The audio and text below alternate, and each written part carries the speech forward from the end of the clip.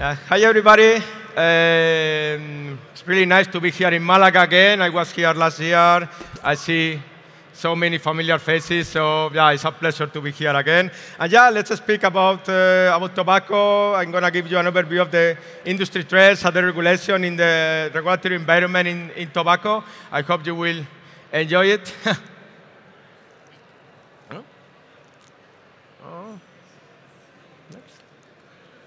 Not actually working.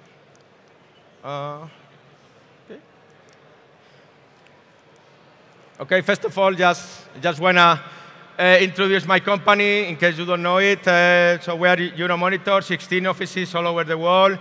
We are covering like over 100 countries. We have in-depth analysis in different industries. As you can see here, tobacco and cannabis are just 2 our industries, but yeah, we're covering all kind of fast-moving consumer good products. So definitely we have information on absolutely everything, right?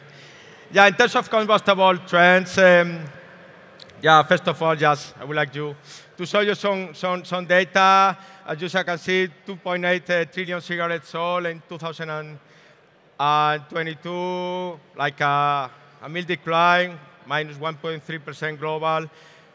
Yeah, as you can see here, like the market is kind of stagnant in terms of cigarettes.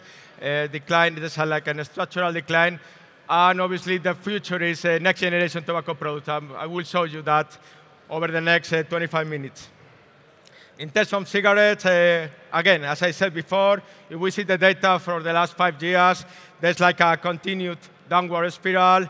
Middle East and Africa and Asia Pacific are the only regions that are showing growth, that showed growth over the last, over 2017, 2022.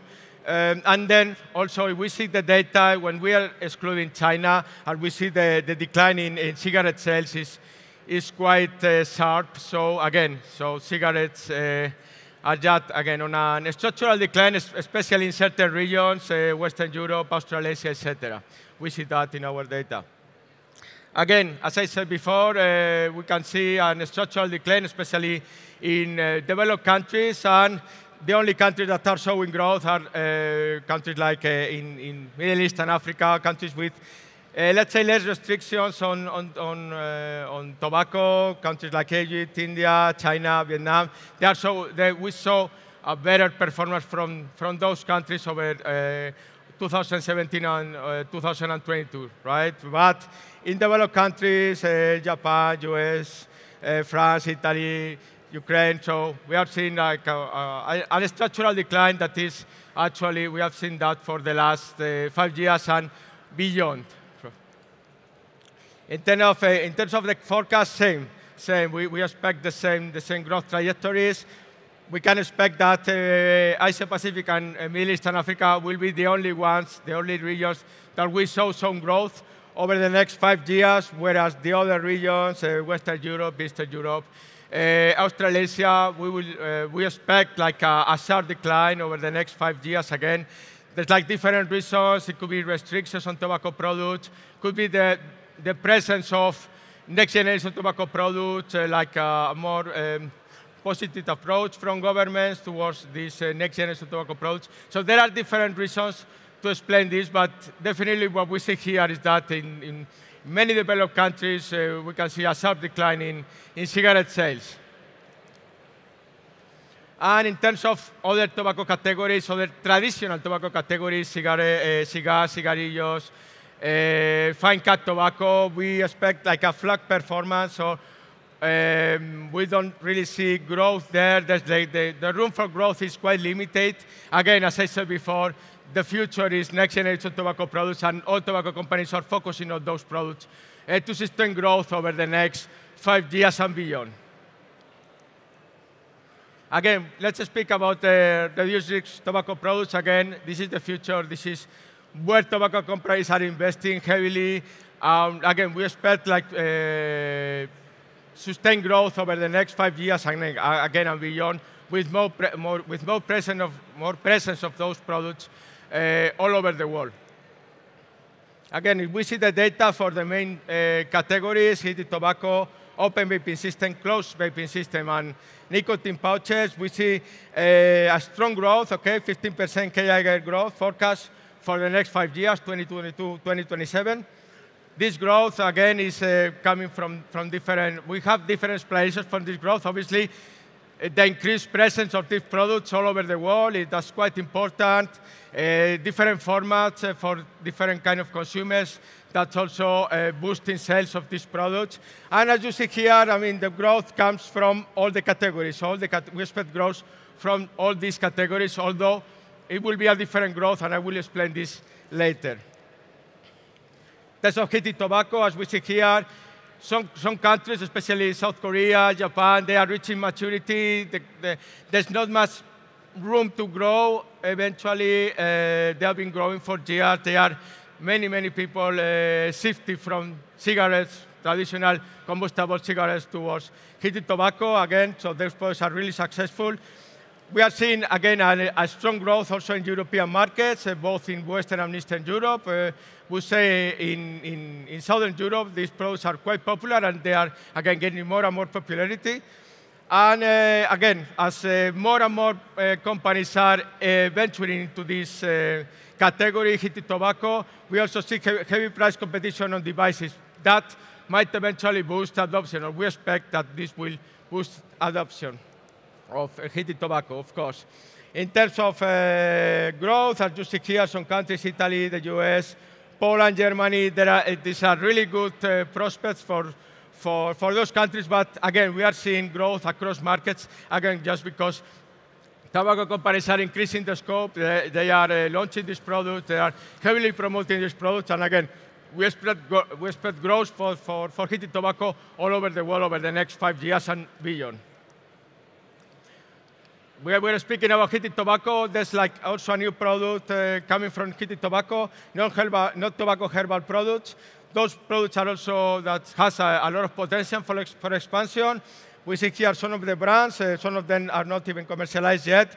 But these products are really promising, let's say. It's like another variant from heated tobacco, and we definitely expect growth in this segment. And again, they offer potential for expansion. So definitely, we are keeping an eye on these products because, again, we expect growth from this segment over the next 5 years and beyond. In terms of vapor products, we can see a steady rise in key markets, Italy and Poland. So we see that vapor products are there, are here to stay, are here to, again, to compete with other next-generation tobacco categories, heated tobacco with nicotine pouches. Again, those products are having success in many countries. We see a lot of innovation in this space. So again, across countries, we see that we expect like a steady rise as well in vapor products over the next 5 years. Why do we expect this growth? Again, because we have seen that the closed system single use, the disposable vapes, they are rejuvenating vaping, right? As we see here, the growth expected over the next 5 years, this is explained partly by the emergence of disposable vapes. They are extremely popular in countries like the US, the UK, and we are only tracking legal sales, so that's quite important. Only legal sales, but they are already quite successful. For example, in countries like the US or the UK, we see that illicit products are really popular. They account for the bulk of sales. For example, in the US, many products that were not authorized by the FDA, they are still sold in the US. So again, we expect a lot of growth from this segment, especially from disposables.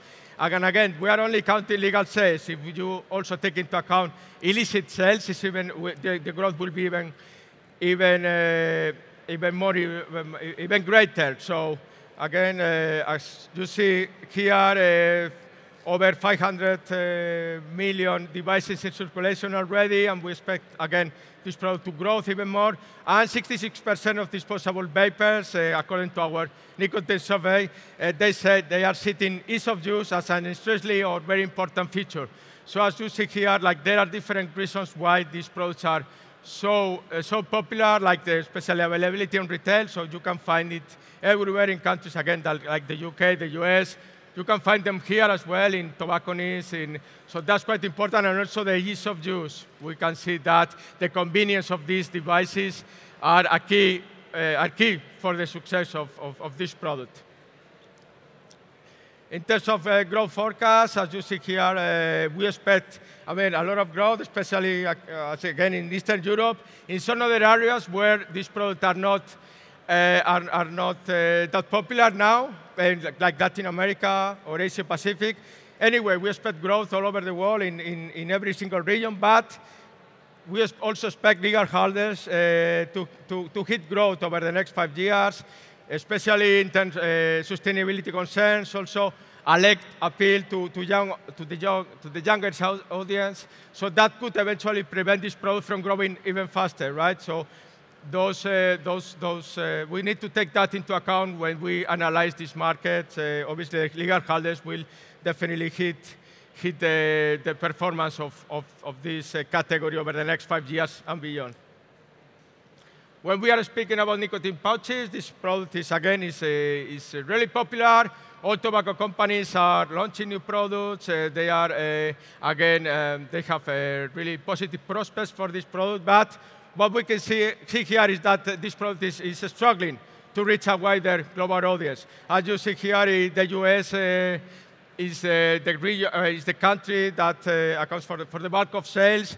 The US, Scandinavian countries, the UK. So there are a few markets where this is extremely popular, but also we find that this product is struggling to reach a wider audience. So definitely that's something to take into account again for the future.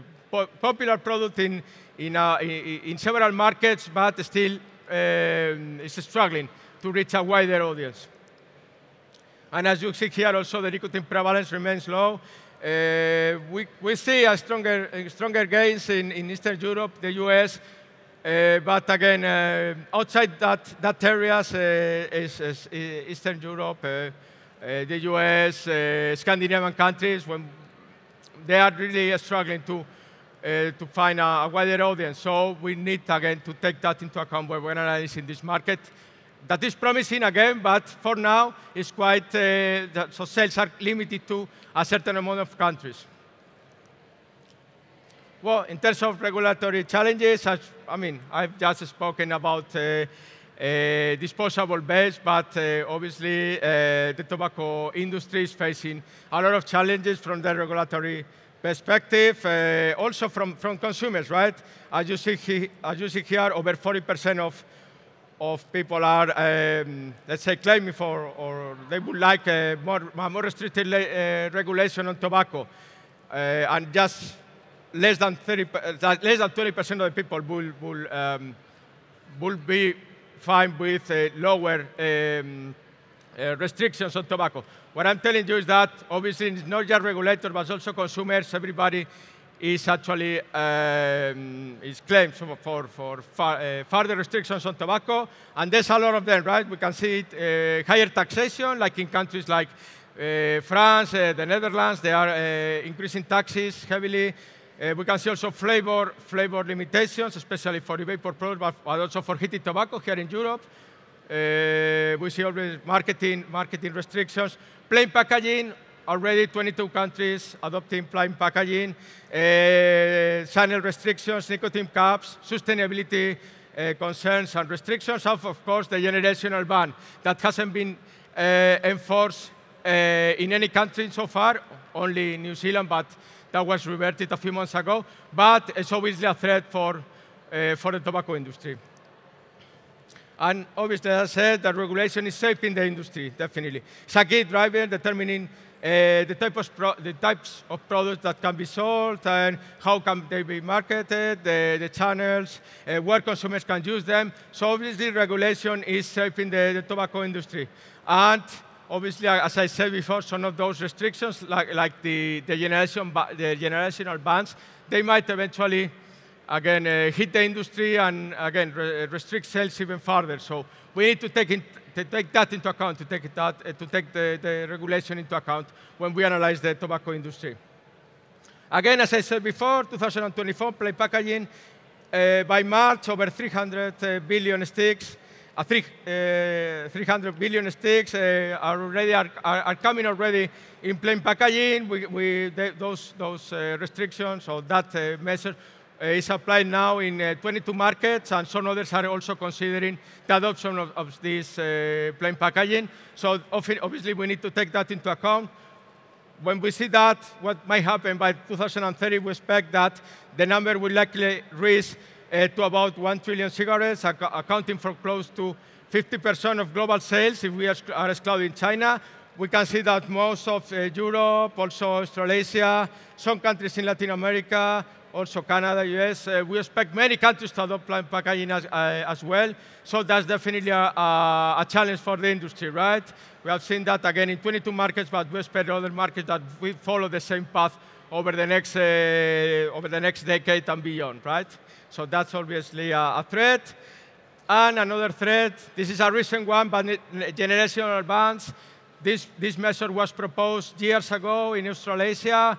We didn't expect this to be implemented at some point, but it was. Actually, New Zealand was the first country implementing this measure that actually forbids young people to smoke after a certain age, let's say, forever. So we expect this measure, again, it's been implemented in New Zealand, although it was reverted a few months ago. But some countries are already considering this measure. Again, New Zealand, the UK, Denmark, Singapore. There are like some markets that are considering the generational ban. This is definitely a threat, especially for cigarettes, but for the tobacco industry. So we need to take that into account again when we are analyzing the industry. And again, this is only 6 markets, all of them with plain packaging already implemented. So we can expect like a similar pattern, right? So first of all, like a plain packaging, and then eventually the generational ban.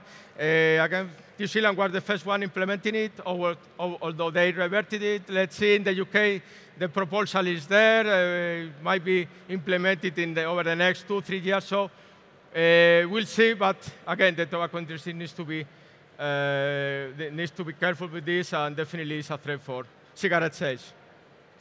And as I said before, with all these restrictions, taxation, generational bans, plain packaging, etc., tobacco companies are investing heavily more and more in next generation tobacco products. As you see here, all tobacco companies, they have their own brands across categories in heated tobacco, in vapor products, nicotine pouches.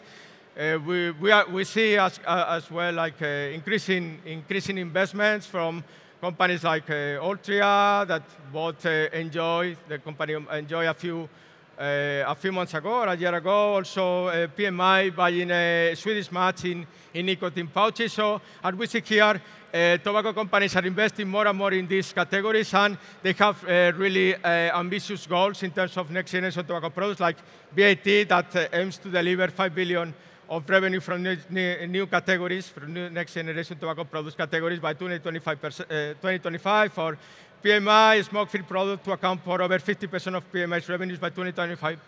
So again, really ambitious goals, and we see big tobacco companies expanding their offer and launching new products in this space. So again, and we expect this to continue over the next years. Again, the innovation is here. Definitely cigarettes and other traditional tobacco categories, they are more stagnant in terms of innovation, and all the innovation is coming from this new category, which is also boosting sales. What is another reason why these products are so tobacco companies pushing for these products? Obviously, the reduced risk credentials. Doesn't happen in any market. We have seen some developments. For example, in the US, IQOS was classified as modified risk tobacco product by the FDA, or in terms of vapor products, both in Europe and also in the UK. For example, the EU Parliament recently adopting a report on carcinogen prevention that acknowledges the potential contributions of vapor products in cutting down smoking. That's a similar approach as in the UK. So, and then, for example, snus also marketed as modified risk tobacco product. As we see here, those reduced risk credentials are really promising in a way that allows tobacco companies to market this product with reduced risk claims, which definitely have a good positive impact on sales, on consumers. And again, the tobacco companies are really pushing for this kind of reduced risk credential, are pushing for more scientific-based approach in order to obtain new reduced risk credentials to boost sales of these products and again accelerate the shift from traditional combustible tobacco products towards this next generation tobacco products. These regulatory reduced risk credentials, they are key, and they have already, again, they can claim, and they have those claims already for some markets. So that's quite important. Obviously, apart from, let's say, reduced risk credentials, sustainability is gaining importance, right? It's more and more important, sustainability for big tobacco companies in different aspects. Let's say, of course, in leaf cultivation, environmental impact, so that's deforestation, lack of crop, diversity, etc. That's important for big tobacco companies. Also, supply chain emission. All tobacco companies, they have ambitious goals in terms of carbon emissions, like reducing carbon emissions in their own supply chain, but also across their entire operation. So that's definitely a big goal for big tobacco companies, and as well, product waste. Product waste is really important as well. Of course, cigarette butt littering is important, but also over the last 2-3 years, with the emergence of disposable vapes, the product waste from disposable vapes is also a key issue for big tobacco companies, as they are trying to tackle this problem again with innovation, like launching new products. I mean, we will see that a little bit later, but product waste, again, from cigarette butt littering, but also from disposable vapes, and also from, obviously, for regular e-vapor products. That's really important for tobacco companies, and they are investing, and they are putting more efforts into this. Here we have like some of those examples. Some companies like Landvik, from Imperial Brands, they are launching cigarettes with paper filters. That's obviously a good.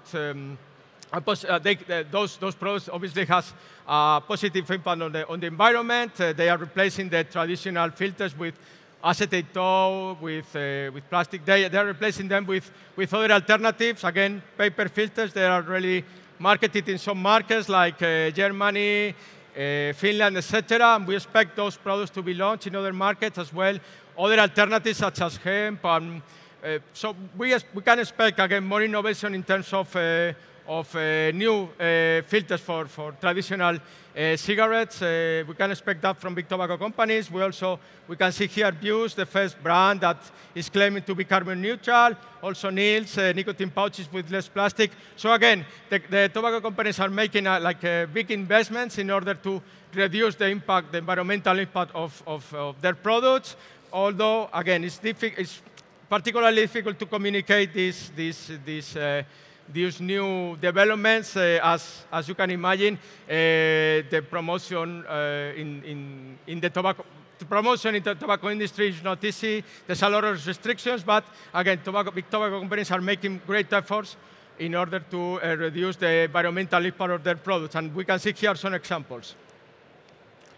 Because, as I said before, there's like a massive shift. There's an industry transformation. The industry is moving from traditional combustible products, cigarettes, fine cut, etc. They are moving towards another product, a next generation tobacco product. But this is creating another challenge for the industry. As you can see here, as next generation tobacco product sales are increasing, we see that the transition from combustible cigarettes to delivery formats that contains like electronic components and metal, plastic, and rubber, they are creating another risk in terms of sustainability. So that's something that tobacco companies, again, they are trying to tackle, and there's more and more innovation in terms of again, next generation tobacco products. As we see here, for example, in terms of disposables, we have seen that is probably the category that has like more pressure from regulators. And we see here like some of the restrictions that they are facing, additional marketing curbs, sales and ingredient reporting, mandatory repository returns. That's something that, for example, in Ireland, they are considering that. Flavor restrictions, other category ban, as we have seen, for example, this is under consideration in countries like the UK, or it was, or in Belgium, or in countries like that, they are actually considering this. So again, sustainability is important. That's why innovation is so important. Again, the industry is launching environmentally friendly products. They are launching as rechargeable formats that resemble disposables, products with higher capacity devices, bigger tanks, in order, again, to reduce the environmental impact of tobacco. And also, again, recycling schemes. For example, obviously, the industry is moving from traditional schemes towards more like reward schemes. So if you recycle several of these devices, you can get one free, as this next example. And then deposit return schemes, as we see in Germany for other products like plastic bottles, right? So that's what is happening now in the market. Again, innovation and new recycling initiatives in order, again, to reduce the environmental impact of these products. Okay, and in terms of key takeaways, cigarette, not yet. Cigarettes continues to account for the bulk of sales, but again, next generation tobacco products are increasing. Major tobacco players are setting ambitious goals for these products, and they are selling more and more of these products. Innovation to succeed, again, in order to reduce the environmental impact of tobacco products, and also in order also like reduce risk credentials, more scientific science and regulatory support in order to sell this product, communication and control, avoid marketing initiatives that could appeal to younger consumers, and obviously sustainability engagement, environmental impact of the tobacco business needs to be addressed, and is now being addressed by tobacco companies. Thank you so much. You have here the QR code. You can scan it, and you can get this presentation. And if you have any question, please do let me know.